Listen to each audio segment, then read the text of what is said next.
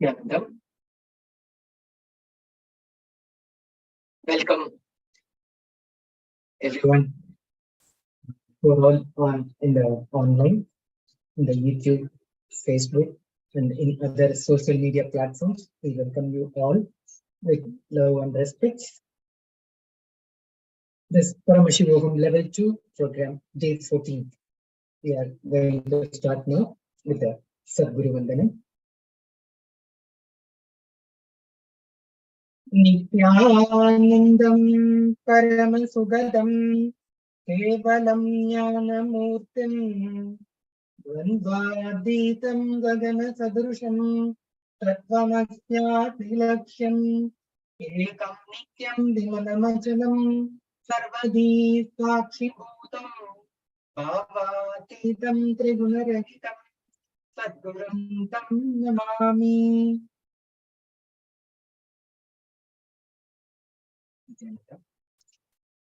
We welcome you all for this Paramashivoham Level 2 meditation program. Today is the day 14th.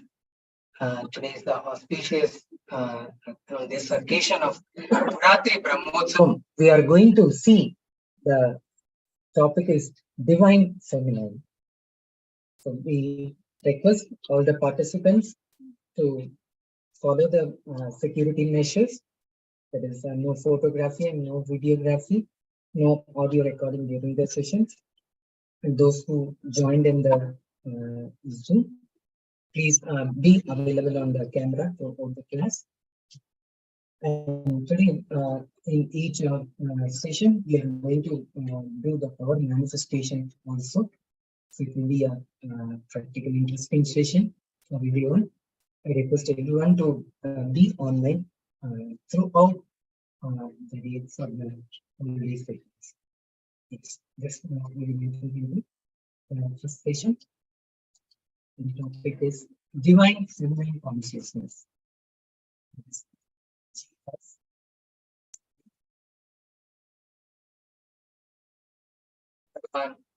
Nithyananda Paramashivam.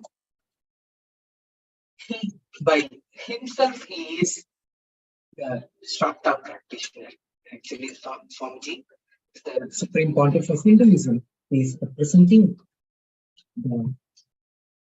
all the Sampradayas of Hinduism. He personally practices always as a Shakta by himself. So today we are going to see the topic is Divine Feminine Consciousness. Feminine energy is enlightenment. Feminine energy is not confined only to women. And just by having female body, one does not radiate feminine consciousness. From this we all can understand now the feminine consciousness is for everyone, just for both male and female. It is not only focused to feminine. So it is for all, every one of us. A story. One king lived. He did not have kids. So he wants to choose one person from the kingdom to train and put him as king. He announces to the whole kingdom to gather and he announces a challenge competition. Whoever can open the doors of the fort has a huge gate, maybe 100 feet tall. This king announced a challenge. Whoever can open the door of the fort with an empty hand will become the king. So the whole kingdom gathered, and it is a surprise that not even a single fellow tried to go near the door to open. They saw the door, they got frightened. Oh God, how can I open it? How could this be opened? Because always they have seen the door being opened by 2 to 3 elephants or with a lot of effort. So they never saw the door being opened by a single person. So now everybody got frightened. So nobody even helped the door to even open. Nobody tried also. So one young man decided, why not give a chance? Right? When he went and pushed, the door automatically, or the door because automatically open because the door was never locked inside. It was never locked inside or sealed inside. Usually, the signs you see was not seen. You just opened it. So that's what in our life, the same situation it applies. Wherever when we are entering into the any situation like this, we are not seeing the scene. That is, we are not in the present moment to see what is happening. So that is what we all have to come to the awareness, come to the present. That when we can able to see what is really when the reality is. The easiest path to enlightenment is by awakening the divine feminine energy in us. So this is the straight and easiest path. One has described this in a beautiful way. And it is the easiest way to achieve enlightenment. So what is feminine energy? Let us understand. So what is feminine energy? Energy constantly gives birth, express itself is feminine energy. The expression is feminine energy. What is feminine energy? Feminine energy has two aspects. One, which gives fulfillment physically as beloved. Number two, which gives fulfillment emotionally as beloved. So this is what is symbolized when deities are shown having two consorts representing the expressions of that is two aspects of the feminine energy. The base very being, the very basic thing of the human consciousness, it can play both the roles. That is beloved role and also as the mother role. So it is symbolically the deities, it is shown with the two consorts. This is the idea. This is the concept of consciousness. So divine feminine consciousness, when you awaken the feminine consciousness in you, you radiate both physical fulfillment and emotional fulfillment.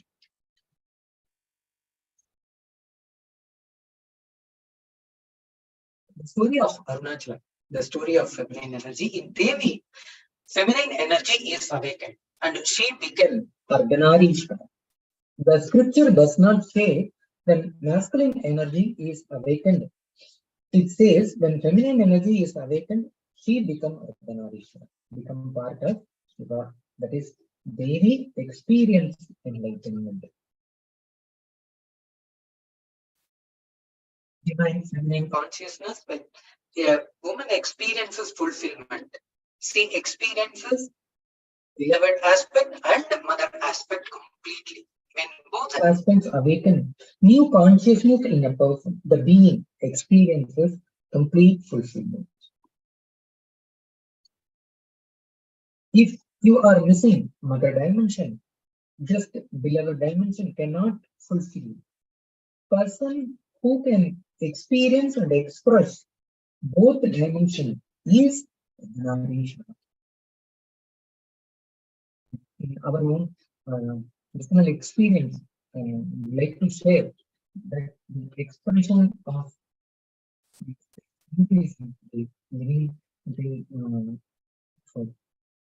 since 2003, I had a personal experience the beginning of the thing. Both this dimension I have seen from Swamiji. He is being a mother, he took care of all his kids, means our sannyasis. And also, he covered his love and compassion in each and every one of us. He is expressing to every one of us. In our life, every day when we start also with the group puja, we can experience that personally. His love and compassion is there for us in every moment of the day. This I can my personal own experience, I can see as an Narishwara, mother, and also the daily dimension in him. When man becomes enlightened, he becomes leader. When woman becomes enlightened, she becomes mother and beloved. Devi radiates both dimensions when she becomes enlightened. That is, she radiates both the dimensions. She is becoming a leader and also she becoming mother and beloved. This we can see in the life of Devi Meenakshi, who gave birth in the Madurai, in the South India, in the Tamil Nadu. So our theology, Supreme Topic of Hinduism, is now 293rd Guru Maha Sanitana Srimala Pita Sarvanapita, and he is the embodiment of Meenakshi, this Devi Parashakti. That's the any pleasure which you feel inside without any external need is feminine energy. Whole cosmos is symbolized as Brahmanda Yogi, that is cosmic feminine energy. Bhagavan Nithyananda Paramashivam, at the beginning of his mission, actually he personally, as I said, he is in the form of people, he performed Homa in the temple, the Rajeshwari temple. Those pictures you can all see now. The Sanatana Hindu made humanity experience divine feminine consciousness by seeing a Vedic ritual of Homa inside at the Rajeshwari temple in Tiruvannamalai. This event was conducted personally by Bhagavan on 7th November 2000. So this temple is exactly where now our KAILASA Tiruvannamalai is located, just opposite to our KAILASA. This temple, Rajeshwari temple in Tiruvannamalai is there. This temple, first Swamiji, this temple, Swamiji performed the Homa, and he awakened the divine consciousness, divine feminine consciousness in every one of us. From that time immemorial, you can see the pictures. He is the Shakta Visitor, and he personally split his 100 for 14 hours. This Homa personally it takes a long time to conduct. Swamiji personally he did it. So today also it is a very auspicious occasion. Navaratri Brahmotsavam is happening. You viewers, we request you all to participate in the Navaratri Brahmotsavam. This Homa is happening every day during this Navaratri, in this Brahmotsavam. This Homa is offered, and you can also offer the Seva, the Chindi Homa Seva, and participate in the ritual that is happening. You can also watch live from wherever you are. So now we are going to watch. One is going to give the perfect knowledge about the divine consciousness.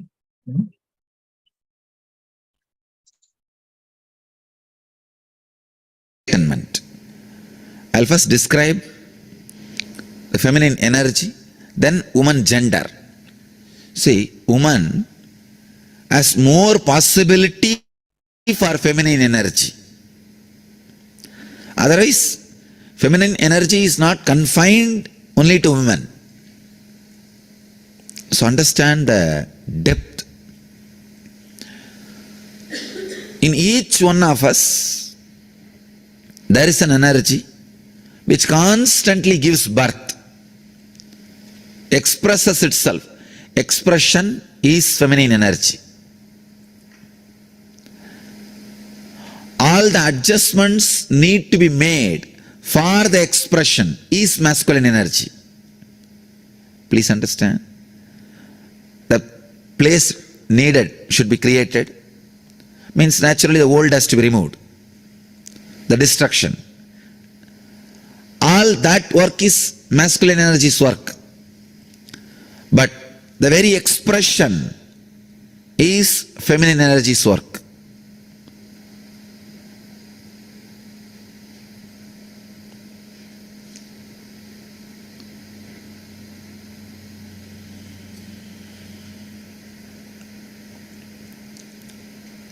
you see our deities, they will have two wives, almost all deities. Please don't think it's two women, two aspects of feminine energy. One, the aspect which gives the fulfillment, physical pleasure. The other aspect gives fulfillment emotionally as a mother. One aspect which gives fulfillment physically as a beloved, the other aspect which gives fulfillment emotionally as a mother. The very being, the very basic thing of the human consciousness, it can play both the roles. When you awaken feminine consciousness in you, you will see that you are radiating physical fulfillment and emotional fulfillment, which is enlightenment. Practically, which is enlightenment. I'll describe the Arunachala story. The story of Arunachala.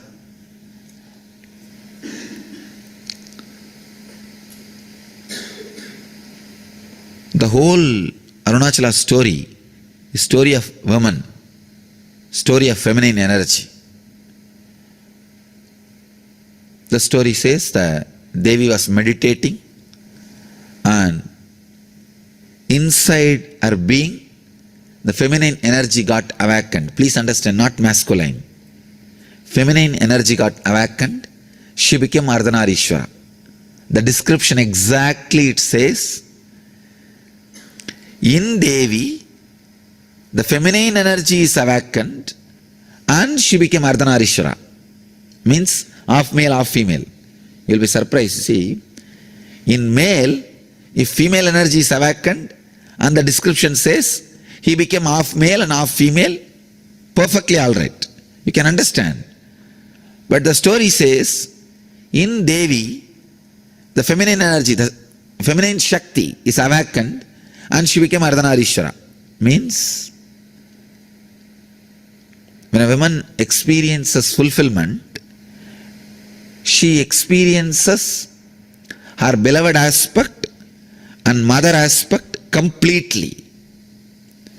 The beloved aspect and mother aspect. Please understand. If you are just beloved, you will be materialistic, outgoing. If you are just mother, you will be introvert, caring, compassionate. But both the aspects awaken a new consciousness in you. I can say complete fulfillment.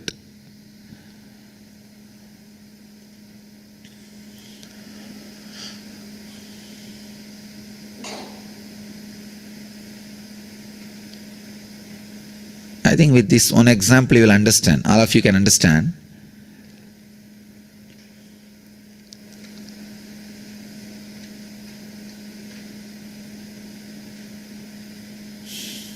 With this one example, all of you will be able to understand that mother and beloved dimension.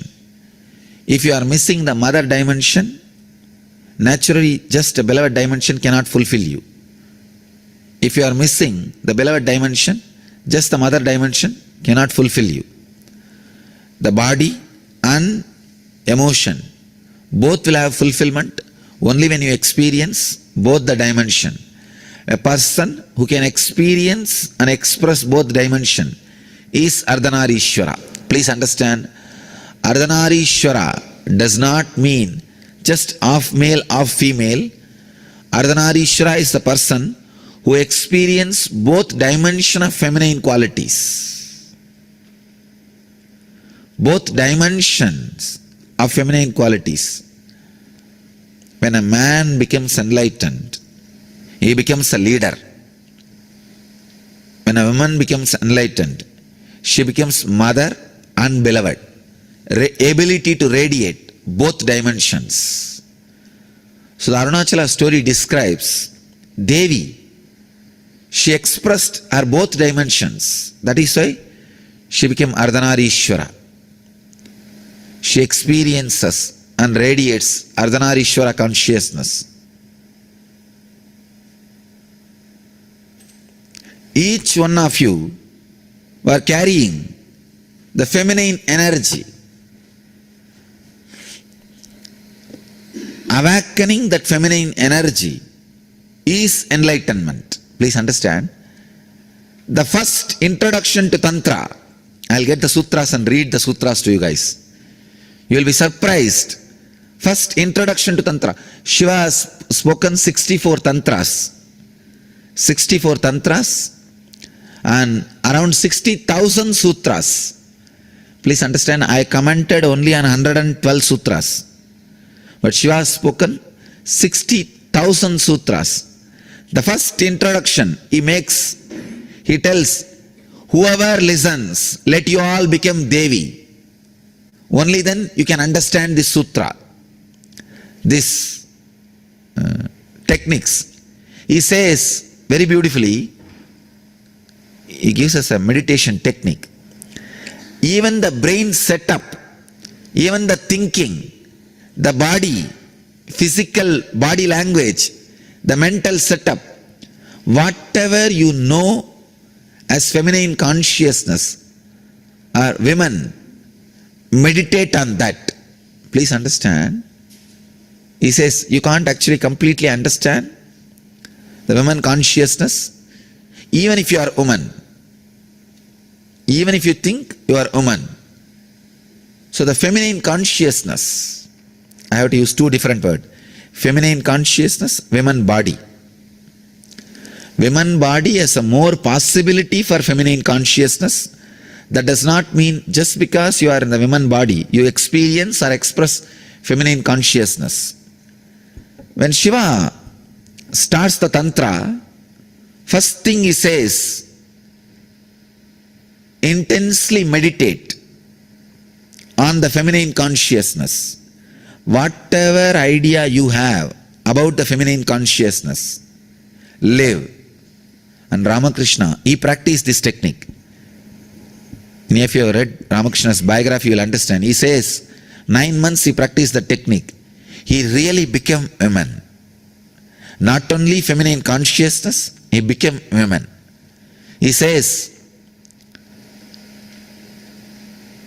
the complete circle of energy, the complete circle of energy happened in me in that 9 months. He says that completion of energy happened in me in that 9 months.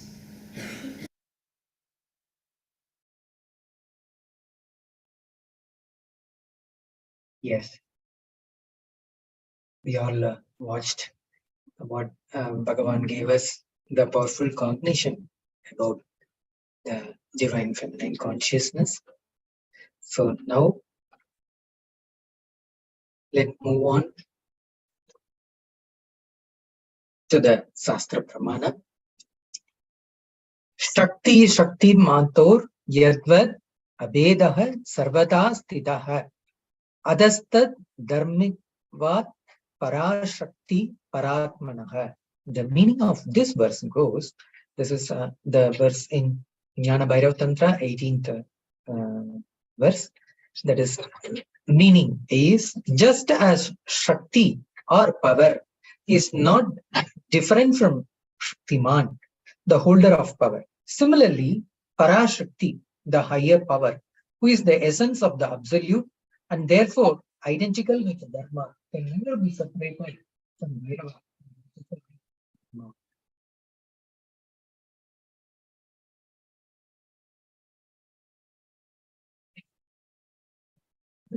After Pramana, that is Bhagavan Sri Ramakrishna's personal experience. When Ramakrishna practiced the sadhana of the Shaktis, believe that God alone is male, everyone else is female. Krishna is God, everyone else is Shakti, his beloved. So, in the Shakti tradition, men also consider themselves women. But when what happened in Ramakrishna's life had never happened in the life of any followers of Shakti tradition. While he believed on the surface, he is a woman, but he remains a man. Inside, he knows that he is a man. He did the sadhana of Shakti for 6 months.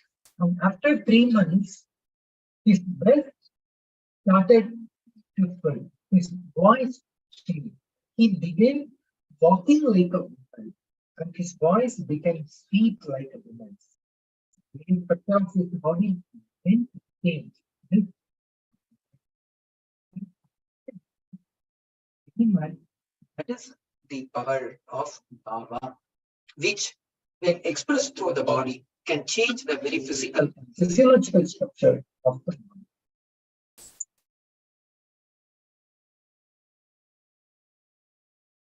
With our own Bhagavan, personal experience that is called the Atma Pramana, it is supreme cortex of Hinduism, at his childhood time, always he will be living and playing with the deities. So once in his age, at the age of around 9, that is in 1986, he got the Devi herself gave darshan, and Devi birthed herself through Bhagavan, that is his divine holiness, as this deity, Arthavadara. And you can all see in the picture now, the small deity of Devi Parashakti is personally carved by him. It is the small, that stone deity. He got the Devi darshan, and just with that darshan, Swamiji started carving, and Devi has embodied in this deity now. So, and the second picture, what you are seeing is the Sri Chakra. This also, the Swamiji's own, in his own hand, he carved and made the Sri Chakra at the young childhood time. This is just when Swamiji get into that space, that is where, while worshipping Devi, Devi herself gave darshan and expressed through Swamiji to carve this Sri Yantra. So that is the first time actually Swamiji is seeing this Yantra, and he carved it. This is the Atma Pramana of Bhagavan. So now we are seeing what is masculine and what is feminine.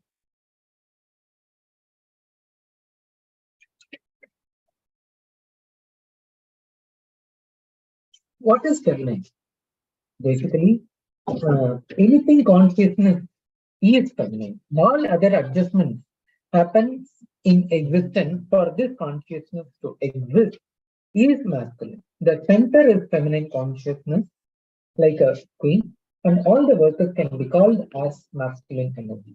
That is why our rishis describe very clearly cosmos as the Devi Loka. So what is feminine and what is masculine?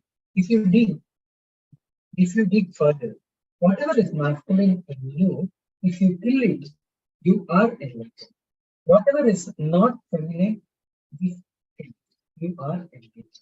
Whatever is feminine can't be killed. That is the life source. That is the source of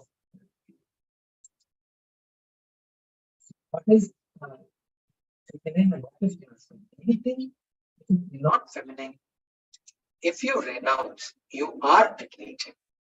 Anything which is masculine, if you just give up, you are enlightened. So you have two parts. One is life, the life which pulsates in you, which is living energy in you, which is shining as light in your eyes, which is giving you the feeling of I am that, is what is called consciousness. There is something else added, your mind, your body, for the sake of movement, to do what you want. That part which is added is masculine. That is why the masculine thought is always aggressive, restless, and aggressive. Anything which is restless in you is masculine thought. Anything which is passive and alive is feminine. Anything which is alive will be passive. Anything which is alive, it will not interfere. So it will not be restless. It will not be moving. feminine. Anything which is light will be passive because it does not need anything from outside.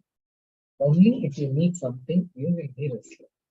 Masculine. If you need something from outside, you are not feminine. If you are restless from something out of the outer world, you carry masculine energy in. Society is male-minded. That is why life is always described as restlessness, especially Western-minded society. If you exist as you are in feminine consciousness. If you want anything and move physically or mentally, you are in masculine consciousness. Anything which you want physically or mentally and moving, if that movement is stopped, you are done. Nothing else. If you just remain in the consciousness, you are done. Anything which cannot tolerate others is masculine. Anything which you want physically or mentally, if that moment is stopped, you are done. Nothing else. If you just remain in the feminine consciousness, you are done. Anything which cannot tolerate others is masculine.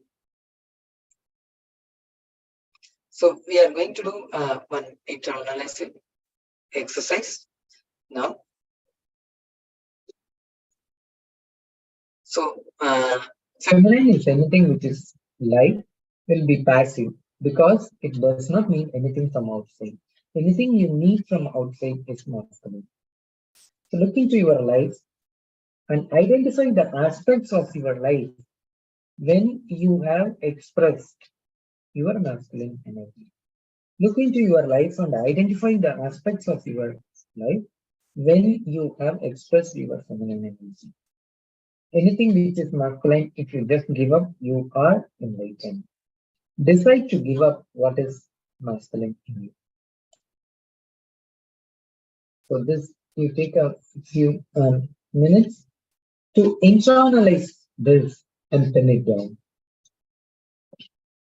I request all the participants who are joined now to do this internalizing exercise, and you will come to the clarity that who you are.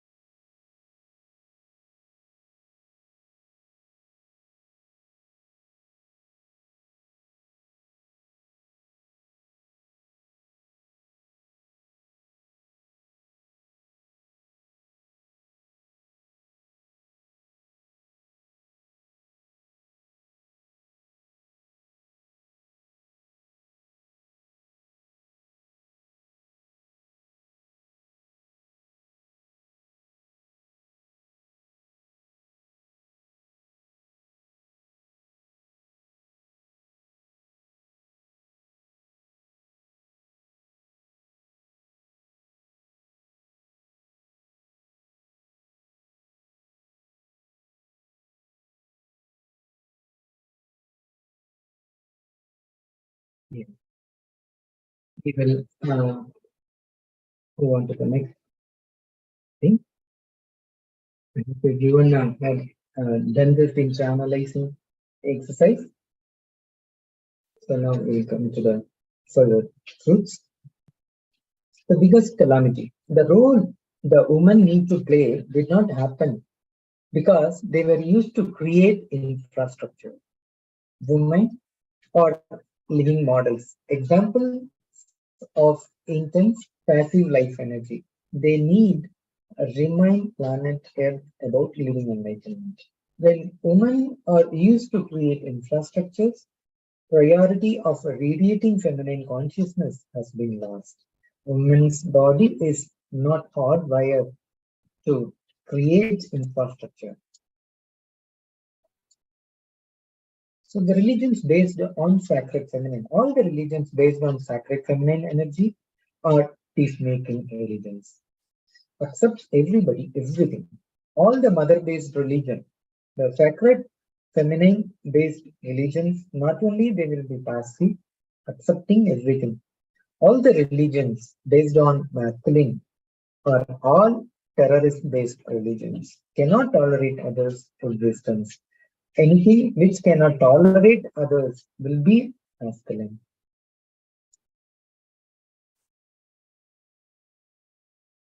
So, with the reasoning, all this powerful combination of this session, so we are concluding this session. We are moving on to what Bhagavan is going to give. The next session is we are moving into the meditation, this Mahavakya.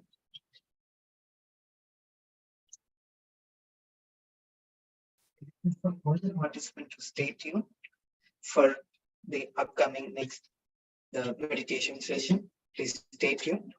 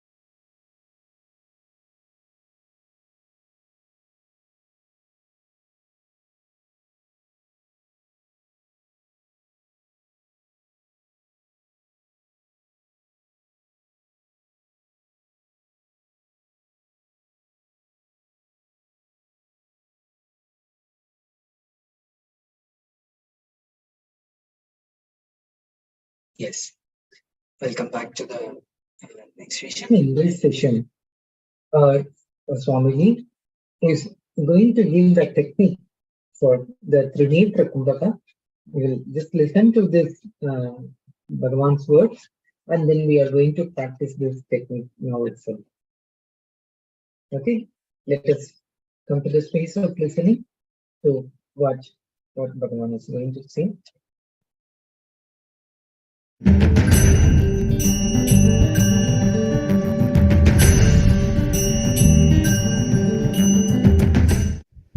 See, Mahadeva is giving a beautiful process of breathing to receive the state, space and powers of Mahadeva. It's called Trinetra Kumbhaka. The Kumbhaka name itself is Trinetra Kumbhaka.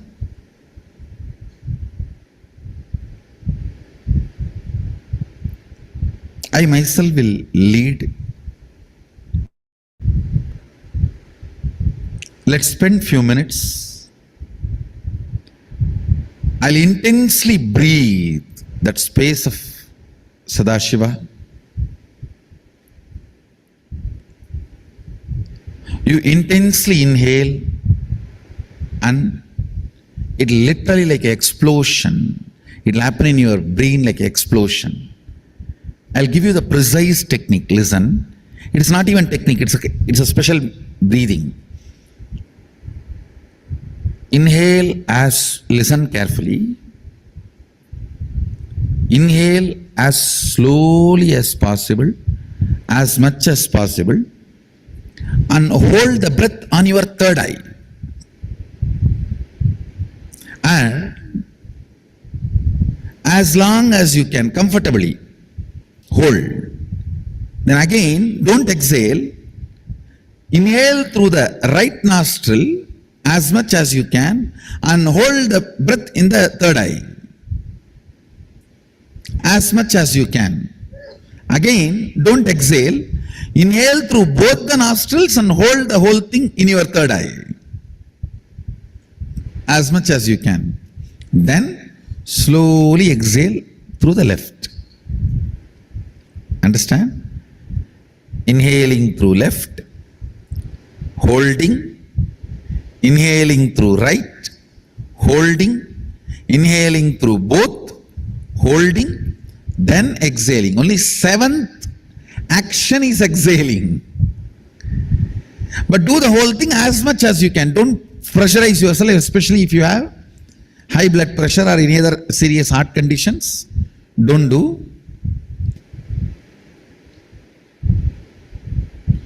So seventh step, inhaling through the left, holding on the third eye, inhaling through the right, holding on the third eye, inhaling through both, holding on the third eye, then exhaling through the left.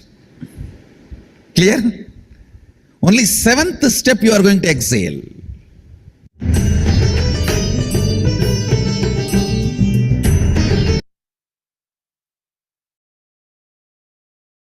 Now, we are going to practically do this technique. Now, we all had listened the step, like how we are going to do.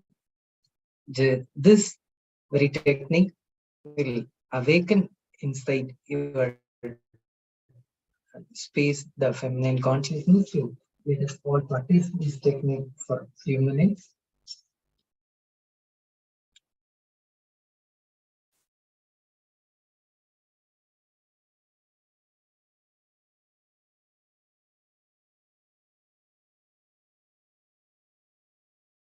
First step is inhale and hold on the third eye. Through the left nostril. First inhale through the left nostril and hold on the third eye.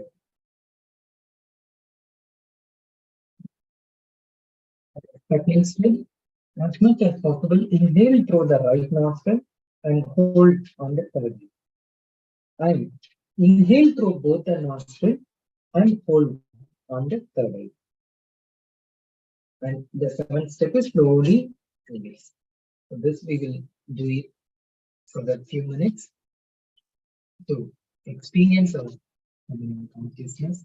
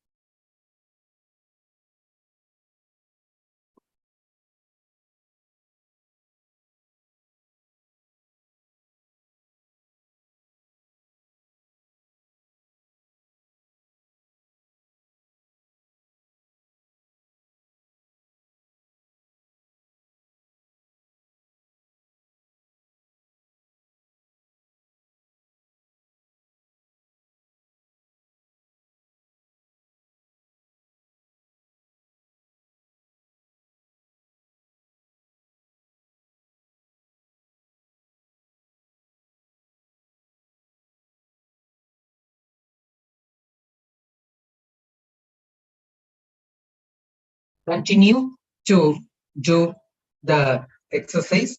Inhale through the left nostril as much as possible and hold on the third eye and inhale through the right nostril and hold on the third eye. Then inhale through both the nostril and hold on the third eye.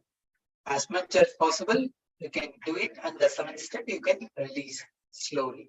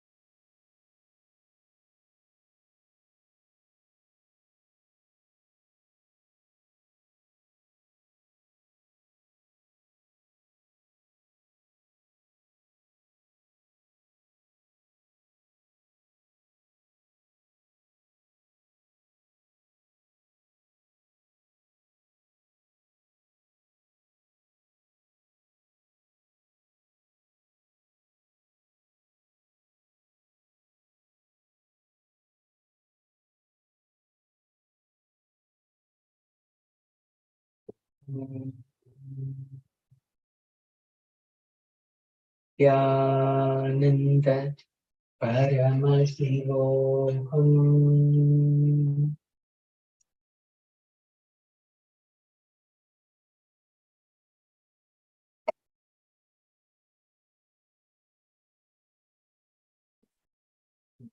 Yeah, concluding this session.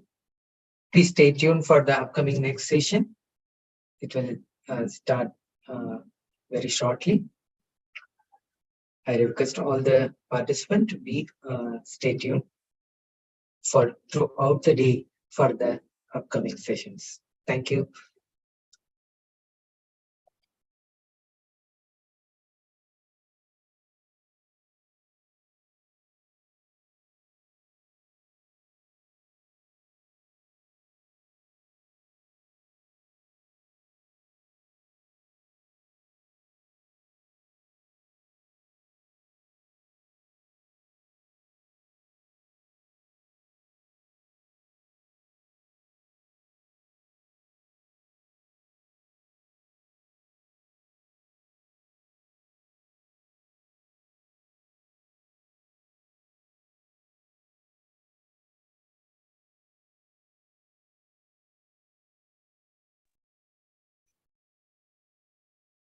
Yes, let us start the power manifestation session.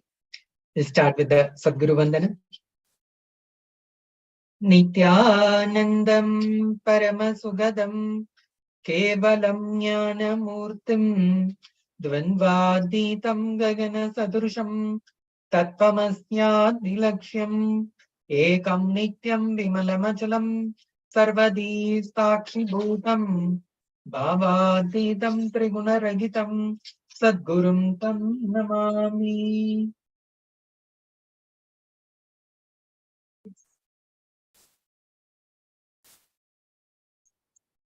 You're going to see the power manifestation session.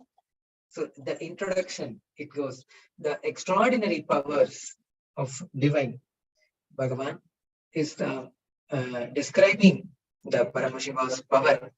How first, before that, we want to know who is Paramashiva. That is, what is the science that is power manifestations about? The manifesting Shakti, every jnana, that is ultimate truth, mapped into your prajna, that is consciousness, manifest as possibility and the power of every being.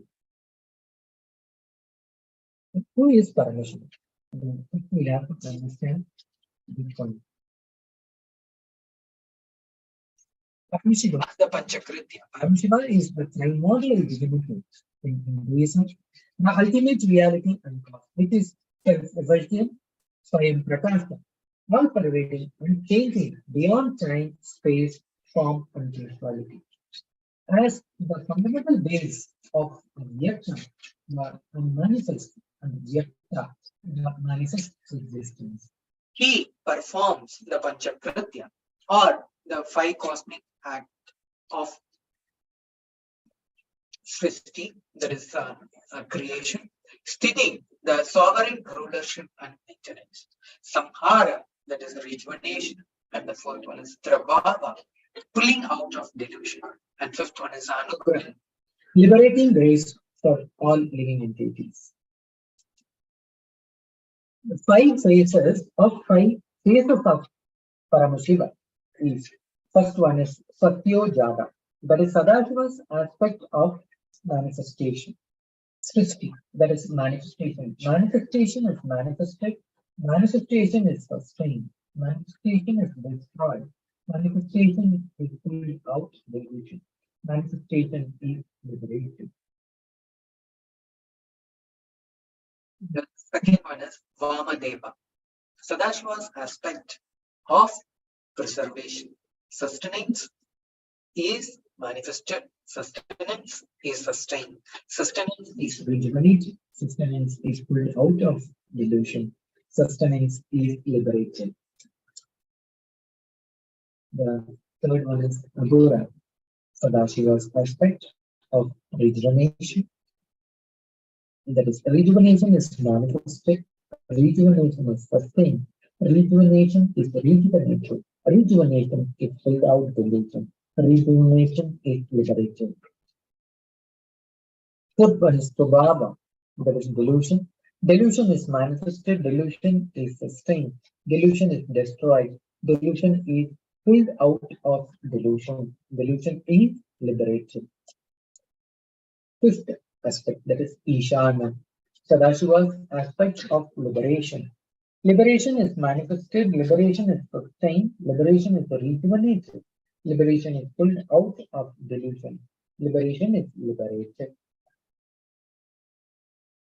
Supreme Conscious of Hinduism, Sanatana Hindu Dharma is the revival of KAILASA, the ancient enlightened civilization, the great cosmic model of Indonesia. He is an avatar, and he is the Supreme Pontiff of Hinduism. As divine holiness has made science of power manifestation, yoga, and temple-based universities for humanity. Sovereign order of KAILASA, led by Bhagavan, that is Supreme Pontiff of Hinduism, and Nithyananda order of monks on Hindu diaspora, are working for global peace and to give the superconscious breakthrough to humanity.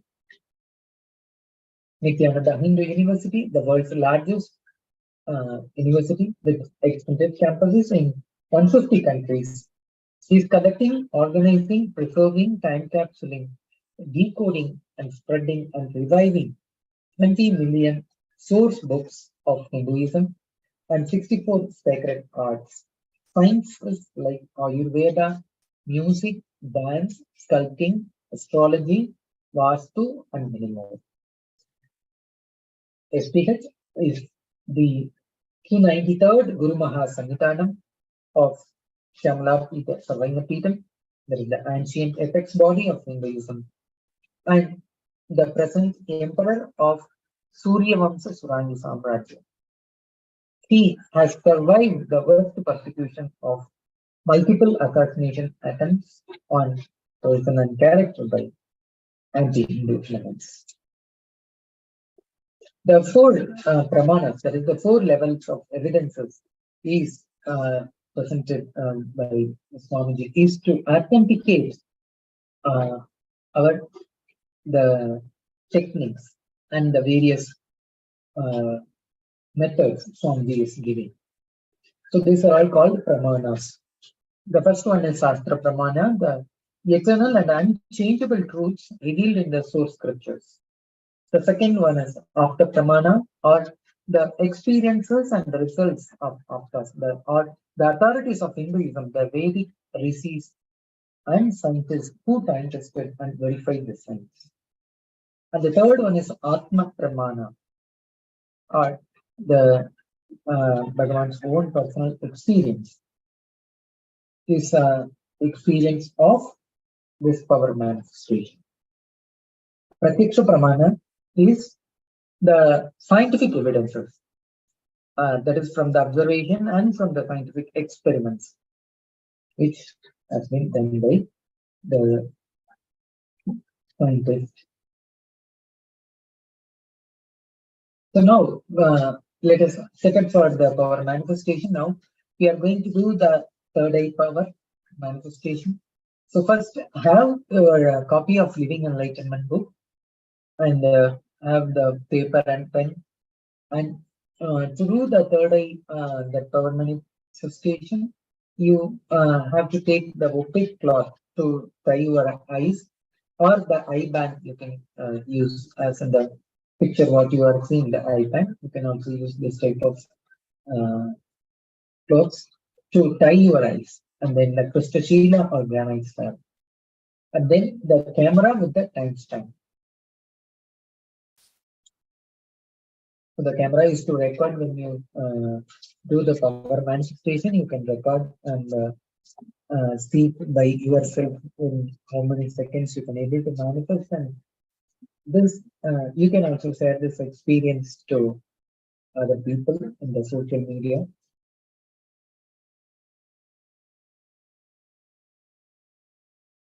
So now we are going to see the third eye power. Third eye is also called Agnya Chakra. The powers of third eye, the Shastra Pramana, it goes Kapalantar Mano Nyasa Tistan Nidita Lochana Kamena Manasa Dhartyan Lakshayam Uttamam.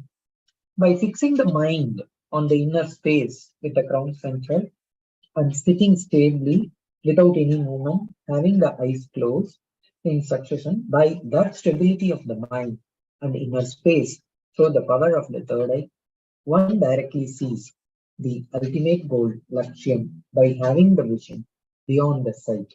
That reveals any object or place attaining the space of oneness with the source, Paramashiva. After Pramana, that is the authorities of Hinduism, that various rishis and munis, their own personal experience. Here, they're quoting as Mahavishnu foresees manifestation of Kartikeya from the third eye. The Sri Vishnu said, by the method of the emitting of the light-filled energy, Virya, from divine third eye of Paramashiva onto the ground will certainly be. From that light-filled energy, the son of Paramashiva, named Skanda, will be born. So this is what the real thing happened. The Kartikeya, that is Skanda, is born from the third eye of Paramashiva. And this is the Atma Pramana, that is our Bhagavan's enlightenment experience on the Paurnami day, Vishaka Nakshatra, Subramania's enlightenment day.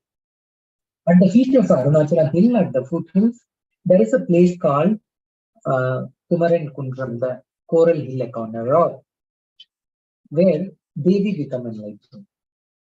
The same place Swamiji, he himself, in his own words, he is telling, I was doing a self-inquiry without my knowledge. That is, who am I? Who is having the pain experience? Who is the guy who is suffering? Who is having the pain? Around sunset, that is the moonrise, means that after 4:30, that is before 6 o'clock, evening time. It was a sudden click. It was not step-by-step experience. Suddenly something opened in me. I was actually with a closed eyes, means now I know who is the experience, like alive, being present in everything, experiencing. I could see literally all the sides. That is the 360 degree. This side and the 360-degree that side. Everything. Not only I was able to see one side the temple, the hill, the other side main temple, every plant, stone, the sky above me, and I was able to see the whole at a time simultaneously without turning my head or my opening my eyes. So he was in the position closed eyes and he can able to see 360 degree all around.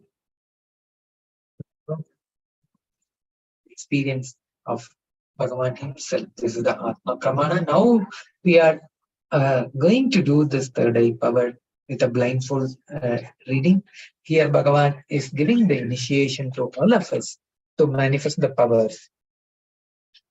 So by seeing the picture, we are all going to see through the third eye with a blindfolded, and you are going to pen it down in the paper like what a picture is seen by me. Okay.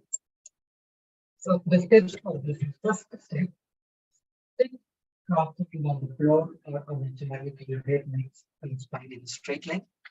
Visualize Paramashiva has come down as Bhagavan Sri Nithyananda Paramashivam from KAILASA.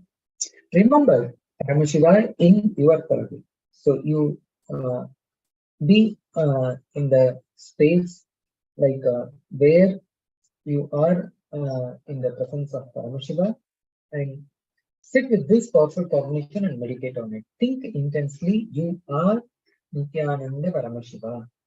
Anything else you think as your identity is delusion. Drop it. Drop that all the way.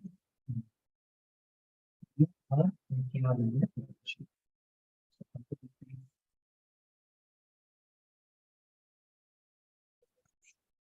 The absolute unclutching is to experience Complete completion is to experience the spirit of Paramashiva. One to experience how here Bhagavan is giving a mantra to us to connect with the Paramashiva and to connect with him and to be in the space of oneness with him. That mantra is called Mahavakya. That is Om Nithyananda Paramashivoham. So when you chant this Mahavakya, you can able to connect with him and relate with him. So with the deep feeling connection with Bhagavan, you can chant this Mahavakya and be in oneness. And now you can try your eyeballs and Swamiji is going to state you into the third eye and he will give you the vision. Like after you close your eyes, Acharya is going to show the picture.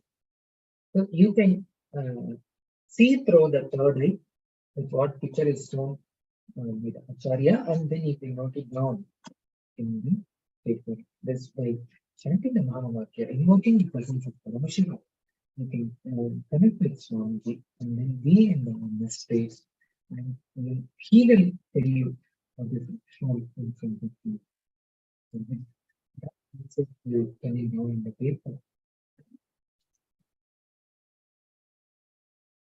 So, space. Mahavakya.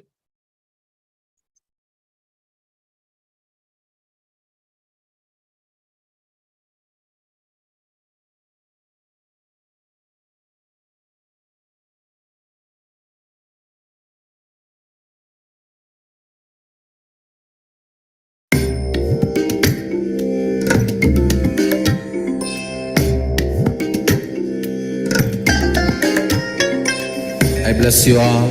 Let you all open all your three eyes and manifest the powers of Mahasudashiva. Om Nithyananda Paramashivoham. Om Nithyananda Paramashivoham. Om Nithyananda Paramashivoham. Om Nithyananda Acharya is going to show you the picture. Or you can Om Nithyananda what property is Paramashivoham. down. Om Nithyananda Paramashivoham. Om Nithyananda Paramashivoham. Om Nithyananda Paramashivoham. Om Nithyananda Paramashivoham. Om Nithyananda Paramashivoham. Om Nithyananda Paramashivoham. Om Nithyananda Paramashivoham. Om Nithyananda Paramashivoham.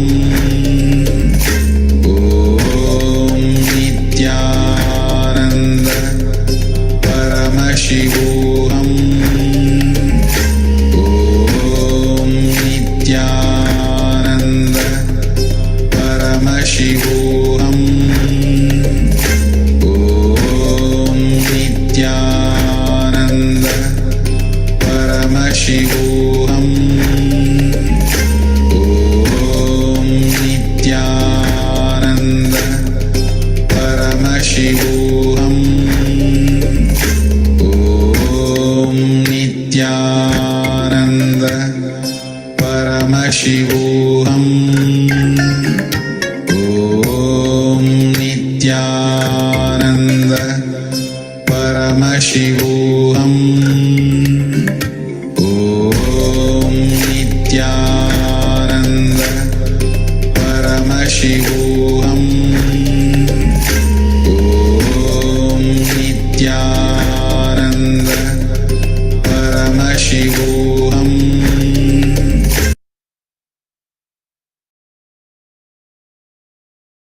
Om Nithyanandam.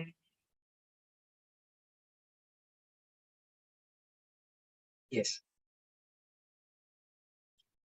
Those who are manifested this power, please share your experience with the Acharya and also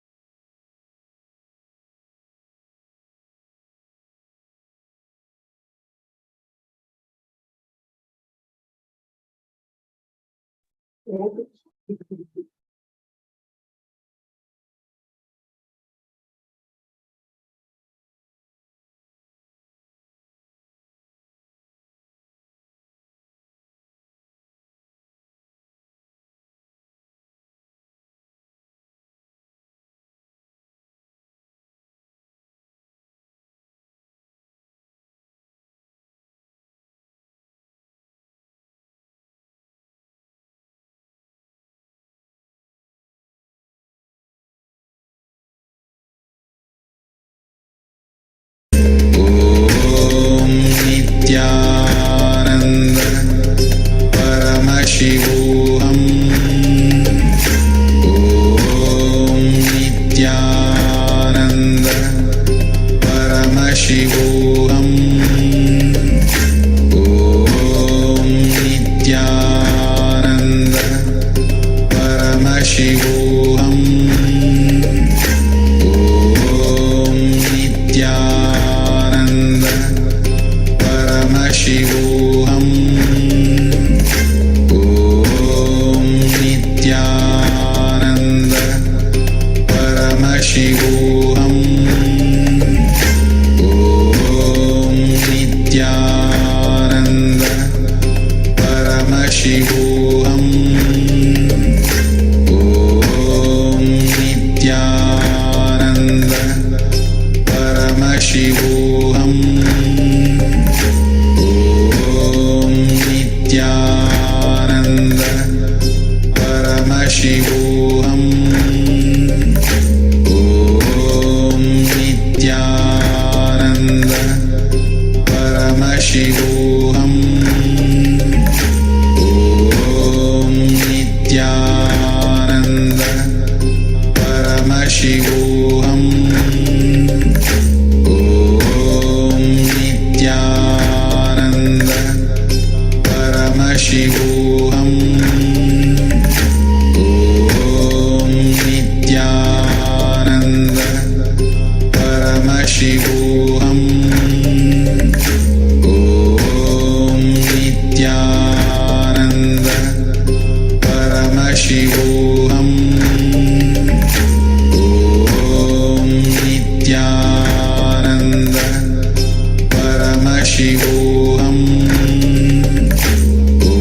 Om Nithyananda Paramashivoham. Om Nithyananda Paramashivoham.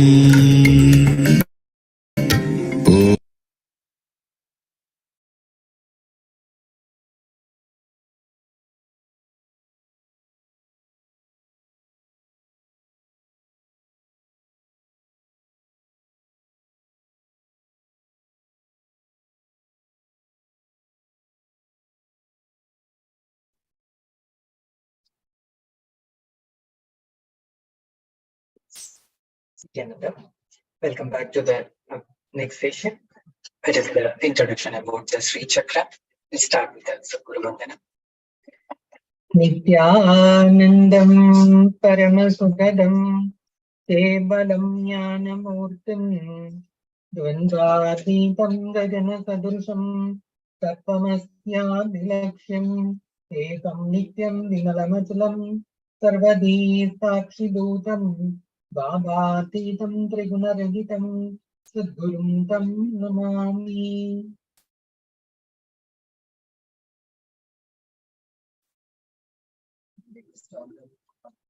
Follow the security measures.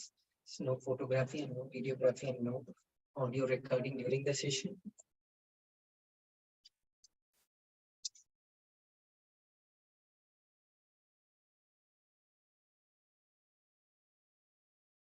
So now we are going to see the introduction to Sri Chakras. Bhagavan Sri Nithyananda Paramashivam, Supreme Pontiff of Hinduism. What he is revealing to all of us through this session, we will all watch.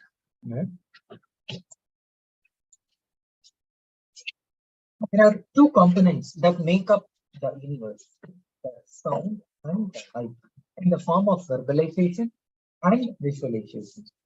Paramashiva represents light and Devi represents sound.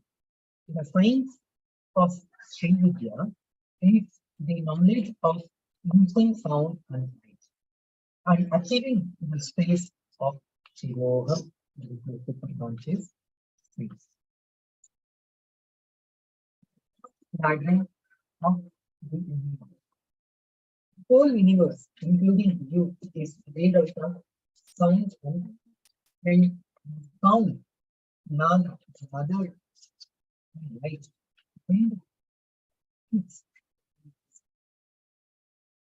All sounds are nothing but lights. Everything is nothing but lines. Lines in different geometry, that's all.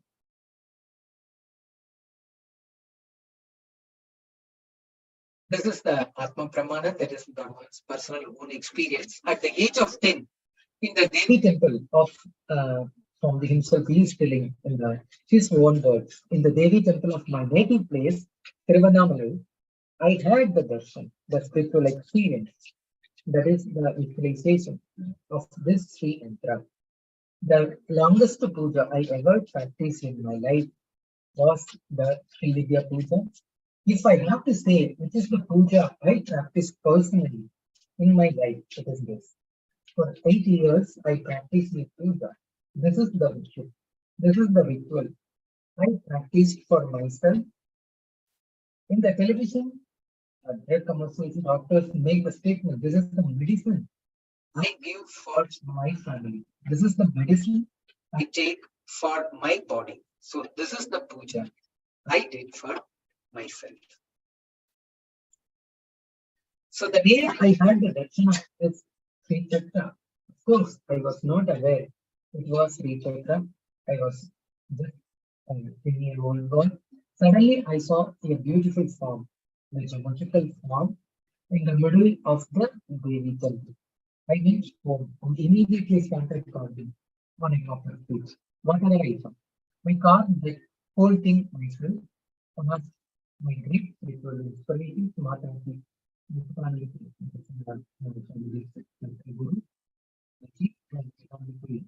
saw what I had carved. She saw the chakra and said, how did you do this? It is impossible. I said, I had the darshan. So whatever I saw, I started drawing.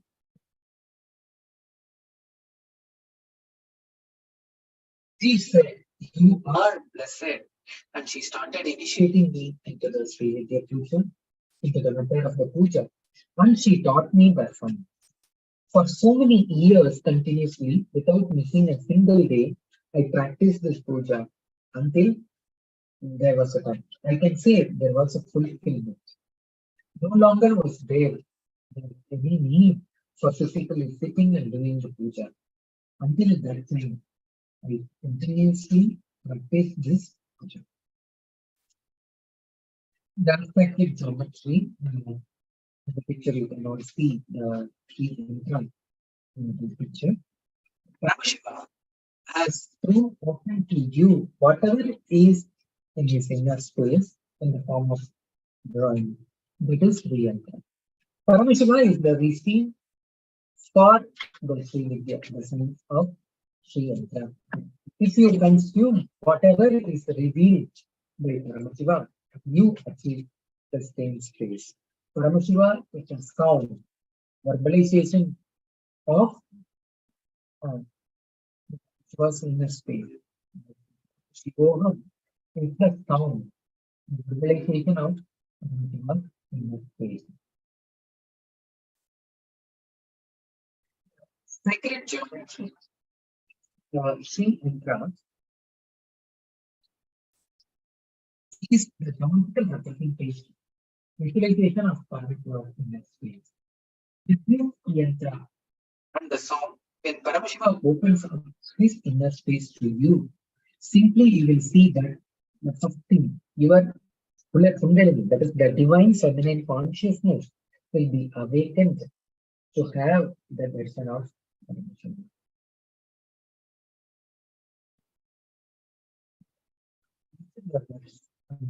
When you do the Shastra Pramana of this thing goes, Pra Prut Pri Pata Vachasani Atara Kata Aptara Sani Vistaha Adhistayena Ajara Purani Mahataro Mahima Devatana.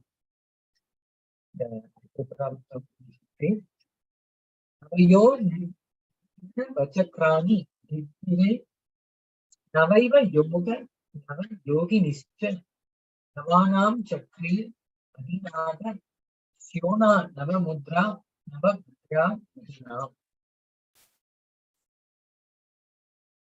Meaning of this verse, he rules over 3 cities, the abodes of 3 parts of this Sri Chakra for her children of the universe. Hence, P is called Chakra. P has alphabet forms, the letters starting with A, KA, and THA, representing the 12 vowels and 32 consonants, a total of 48 letters in which P is fully present.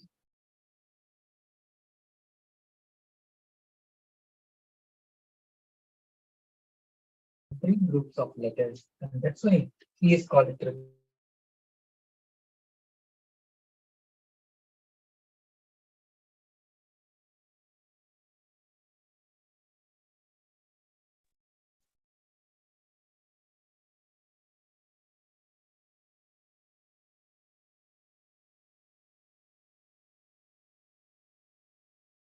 Yeah. She is ageless, birthless, the greatest among gods and goddesses, and she is the glory of all gods, and worshipping her will please all the gods and goddesses.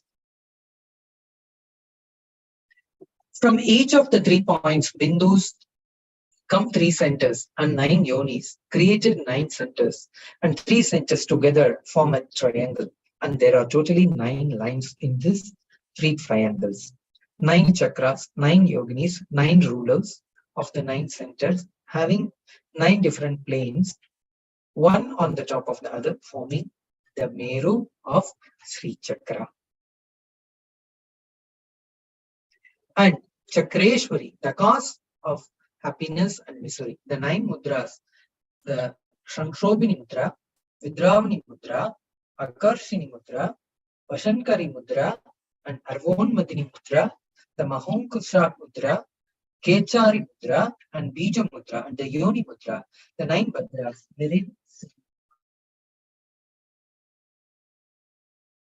knowing self, knowing the object of knowledge for each base of the triangle on the Sri Chakra. Sri Yantra, the cosmic counterpart of all the energies. Human body, the Pindanda has different energies in the system, like energy to think, feel, create another body, energy to regenerate your own body. The Sri Yantra represents all the 43 energies, and all those, when get integrated, you experience Paramashivoham. That is, I am Paramashiva. The planets can be called as cosmic counterparts in the human system. It is the Pindanda. The different planets, different Atma, called Mandala, which are your counterparts, are represented by the intellect. It is the expression of enlightenment. So when you meditate on it, you will have that same inner space. Sri and Trishwara. Sri and Trishwara is significance. Axis stone means significance to stone. Adi Shankaracharya, the architect of modern day Hinduism, goes to KAILASA and meets Mahadeva. He asked Mahadeva to give the main deity for the month. He wished to establish monasteries. Mahadeva gives 5 linga and tells him 4 for 4 monasteries you are going to establish, and 1 for your own Atma Puja. Means that is personal worship, Atma Linga. That is, it is for his own worship, the Atma Linga is given by Mahadeva. Deva materializes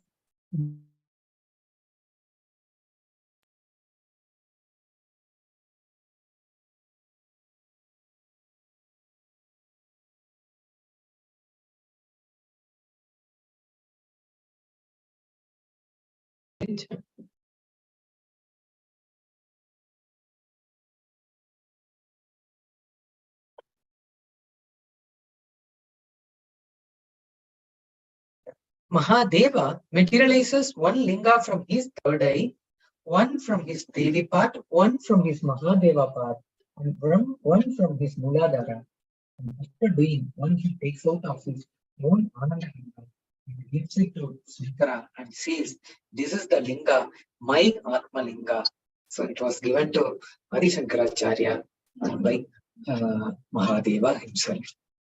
So now there is an opportunity for all of us to have the Atmalinga for in our life. Bhagavan Sri Nithyananda Paramashivam is giving initiation, that is the Shiva Diksha and Vishesha Diksha to all of us. And he gave the Atmalinga to all of us to worship Mahadeva. It is a wonderful opportunity for everyone to receive this Atmalinga from Bhagavan directly. So, after Pramana, it is for you to worship as Atmalinga. Mahadeva says to Adi Shankaracharya, for you to worship as your personal deity. That linga he worshipped as long as he was in the body, and before leaving the body, he left that linga in Joshimat, that is a Badrikashram in Joshimat in Himalayas, because he left the body in Paramashivoham. So he leaves the linga. That linga is free in the Vishwada. We say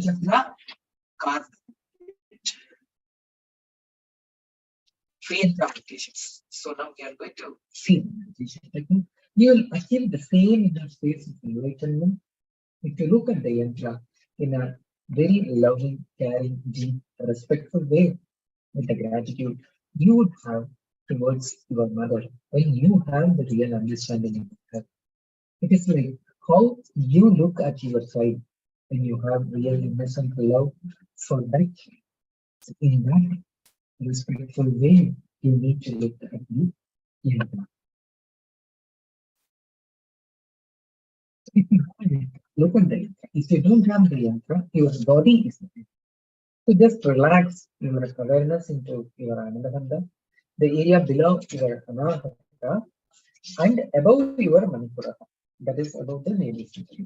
The area between below the heart center and above the Manipura. This is the area called Anandabandha. This is the area where the Sri Chakra is. So just relax into that area. If your body is pure, you will see the Sri Chakra inside.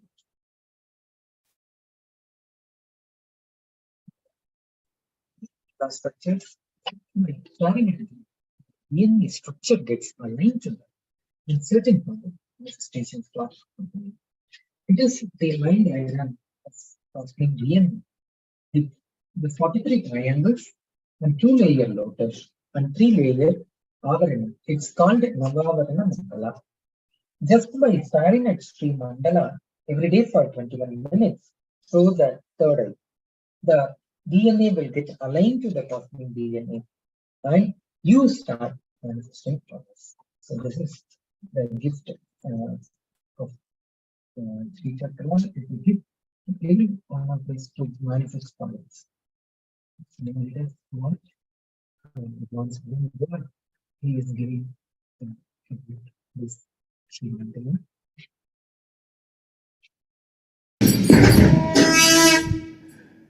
Like Sri Chakra, Sri Mandala, there are many mandala structures which are, just by staring at them, your DNA structure will get aligned to that. And certain power manifestation will start happening in you. I tell you, 21 minutes, if you just stare at Sri Mandala every day, your third eye will start functioning. Because that Sri Mandala itself is so beautiful, it directly represents the cosmic DNA. The cosmic DNA is in the Sri Mandala, Sri Yantra, Sri Chakra, with the 43 triangle and 2-layer lotus and 3-layer avarana. It's called Navavarana Mandala. Actually, it's a line diagram of cosmic DNA.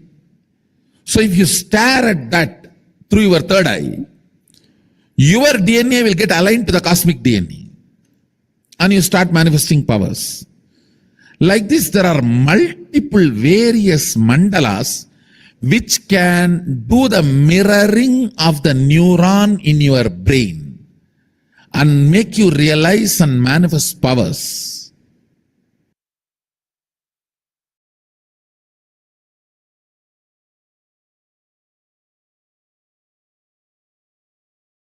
Yes, as Bhagavan explained to all of us. So this is in the science terms, we can call it as a mirror neuron effect. The space with which actually Bhagavan is staying, that can be transmitted to the people who are all watching him. So it is reflecting the same neuron into us. That is called the imitation. So when you stare at the seed chakra, that is mandala, for 21 minutes, so that neurons get reflected inside you for to manifest the powers. So this you can experience, and you can have this experience shared in the social media and also to the Acharya. So in this session, Bhagavan is offering a list of these two books to us. One is Vijnana Bhairav Tantra, that is Sanskrit text with the English translation. And the second one is Rudram, with the rejuvenating energy. These two are the gifts from Swamiji to all of us. So with this, we are concluding this session. So we will move on to the next manifestation session. Now, please stay tuned for the upcoming PM session. Thank you.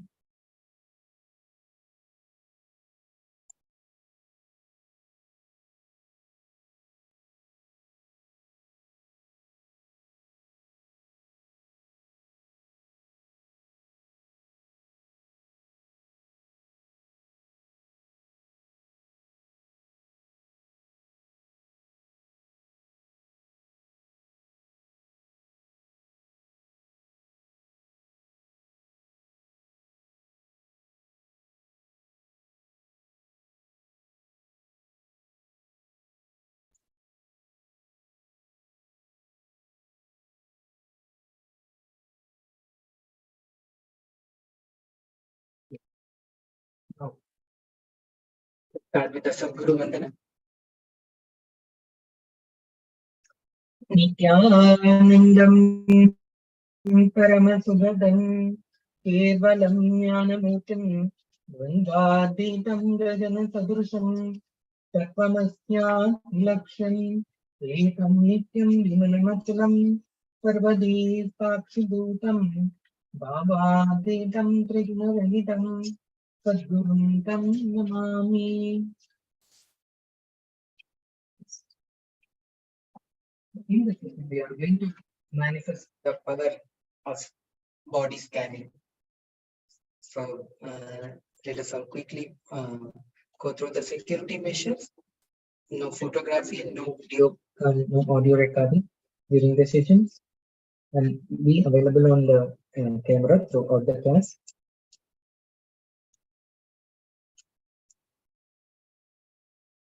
Here, Bhagavan is going to offer all of us the extraordinary powers of divine. So the power now we are going to do is body scanning. That is, the power of body scanning forms the fundamental principles of biology.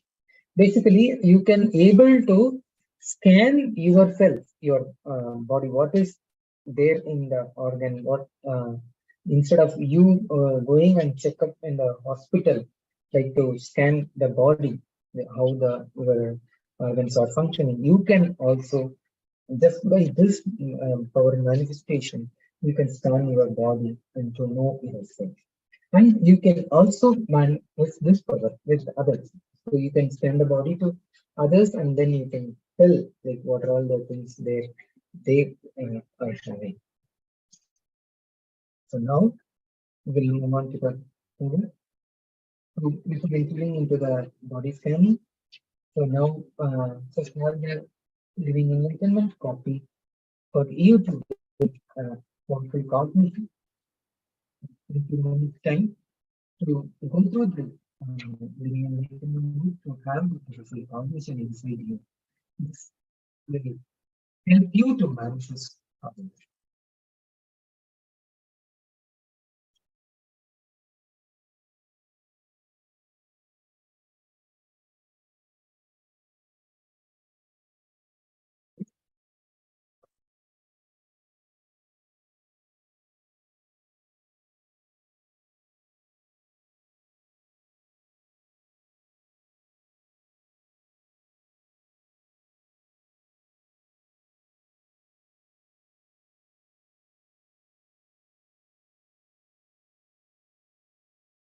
Now, let the Acharya have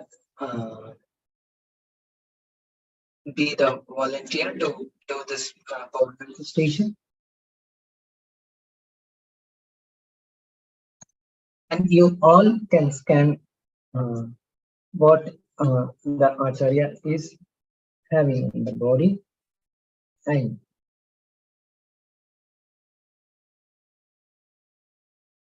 read the food habits of the Acharya.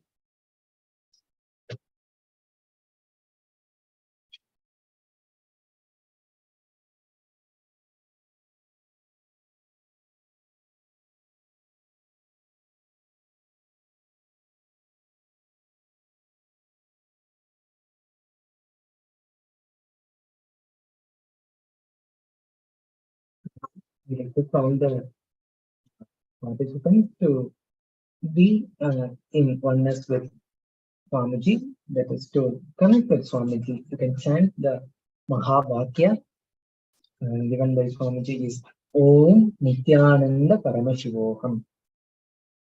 With that Mahavakya, you can able to connect with him and ask him to manifest this body scanning that power to you, and you can see through the third eye that the Acharya what the food habit is having, and then pen down in a paper for yourself, and then share with the Acharya after manifesting the power.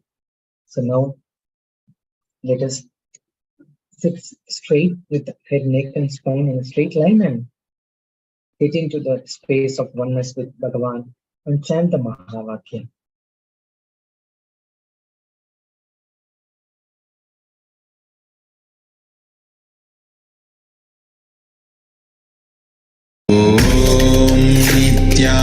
Nithyananda Paramashivoham Shivoham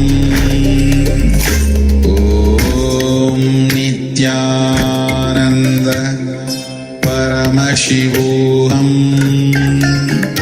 Om Nithyananda Paramashivoham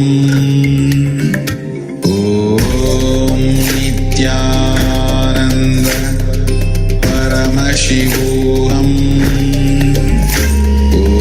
Om Nithyananda Paramashivoham Om Nithyananda Paramashivoham Om Nithyananda Paramashivoham Om Nithyananda Paramashivoham Om Nithyananda Paramashivoham